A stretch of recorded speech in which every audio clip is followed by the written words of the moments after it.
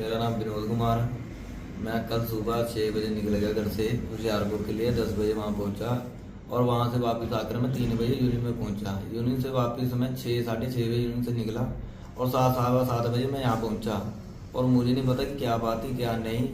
ये हुसन मोहम्मद ये मेरी गाड़ी के आगे खड़ा हो गया।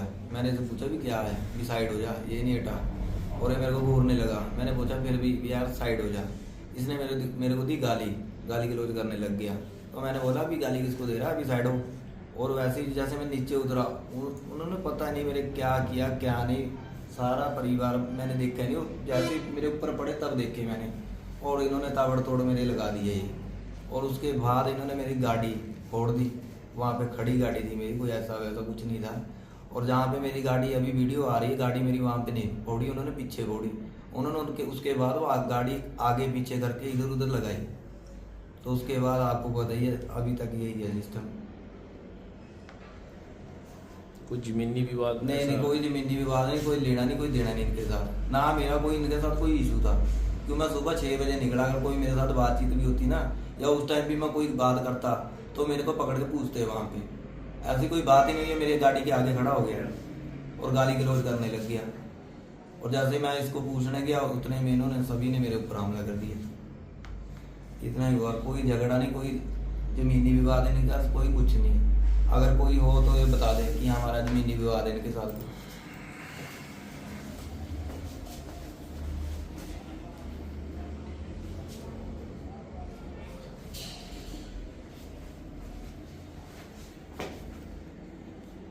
ਜੀ ਸਾਡਾ ਸਿਰਫ ਇੱਕ ਹੀ ਕਹਿਣਾ ਹੈ ਕਿ ਅਸੀਂ ਹਿੰਦੂ ਮੁਸਲਮਾਨ ਵਾਲੇ ਵਿਵਾਦਾਂ ਆਪਣੇ ਭਾਈਆਂ ਨੂੰ ਵੰਡਣਾ ਨਹੀਂ ਚਾਹੁੰਦੇ। ਔਰ ਸਾਡੇ ਜਿੰਨੀ ਵਾਰ ਵੀ ਸਾਡੇ ਉੱਥੇ ਹਰਾਏਪੁਰ ਕੇ ਵਿੱਚ ਕੋਈ ਵੀ ਹਿੰਦੂ ਰਿਲੇਟਡ फंक्शन रखे जाता ना, उसमें हर बार ये इंटरप्ट करते हैं, कोई ना कोई ऐसा इशू क्रिएट करते हैं जिसकी वजह से साडा जो फंक्शन है वो खराब हो सके। अज साडा कल साडा मूर्ति स्थापना दी, परसों मूर्ति स्थापना दी, इस वजह से इन्होंने कल साडे नाल ये सब कुछ करिया। साडा ये मानना है क्योंकि ये चीज़ एक बारी हुंदी तो शायद असीं इस चीज़ नूं अवॉइड कर देंदे, बट हर बार ही जब भी साडा कोई धर्म से रिलेटेड काम हो रहा हुंदा इन्होंने कोई ना कोई इंटरप्शन करनी होंदी। सप्ताह रखी थी जी, कल परसों की सप्ताह रखी थी, इन्होंने पूरा दिन रास्ता बंद कर रखा, पूरा दिन रास्ता बंद कर रखा, जो कि असी खुद भी देखा वा। ऐसा नहीं है कि असी सुनी सुनाई गल्लां वा असी इसका जवाब दे रहे, ये चीज़ां असी अपनी अक्खां ते देखियां उत्थे। हर मैं सिर्फ इसी चीज़ का रिक्वेस्ट करूँगा अपने पुलिस प्रशासन ते अपने भाइयों ते जिन्ने भी साडे नाल खड़े हैं कि असी किसी चीज़ का कोई ऐसा विरोध नहीं करना, बट अगर पुलिस साडा कानूनी कार्रवाई ठीक से नहीं करूँगी तो असी हर एक तरीके का अंदोलन भी करूँगे, बैठक भी करूँगे, हर एक चीज़ करूँगे। और साडी रिक्वेस्ट है पुलिस प्रशासन नूं कि ज़्यादा से ज़्यादा अच्छी कार्रवाई करी जाए इसके ऊपर, नाले सानू इंसाफ दिया जाए। जो ये रात रायपुर में विवाद हुआ, हाँ जी, क्या था सारा मसला, लोग भी जानना चाहते हैं। तरह तरह की अफवाहें भी हैं, कुछ रास्ते को लेकर कह रहे हैं, कुछ ज़मीनी विवाद कह रहे हैं, कुछ कह रहे हैं कि प्रॉपर्टी का है। क्योंकि आप यहाँ के पूर्व प्रधान रहे हैं तो आपको सही फैक्ट पता होंगे। राणा जी नमस्कार। सबसे पहले तो मैं आपका यहाँ आने पर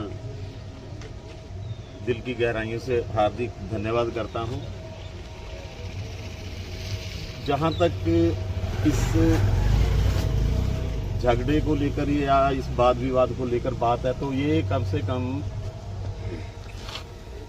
पिछले 3-4 साल से 5 साल से चलता आ रहा है। हल्की फुल्की नोक-झोंक इनकी कुछ ना कुछ किसी ना किसी बात को लेकर चली रहती है। जब मैं 2005 से 2010 तक मैं वहाँ से प्रधान रहा हूँ, उस समय भी इनका वहीं पे एक ज़मीन लगती है, वहाँ उसको लेकर भी नोक-झोंक होती रहती थी।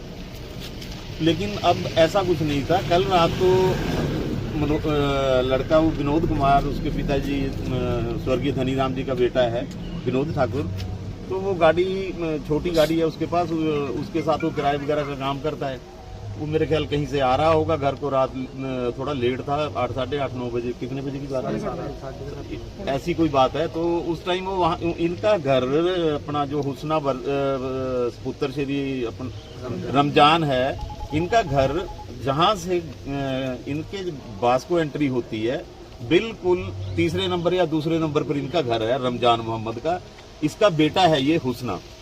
तो ये कई बार इसने मतलब इससे भी भयानक झगड़े करने का वहां पे कारनामा किया है, जो हमारे संज्ञान में, और हमने बीच में बैठ के बीच बचाव करके इनका समझौते 1-2 बार पहले भी करवाए।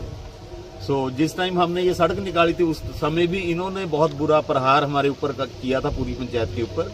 तो दूसरे उस समय बहुत वाद विवाद हुआ था, 1-1.5-2 महीना लगा था जाके, तब हम वो रोड बना पाए थे।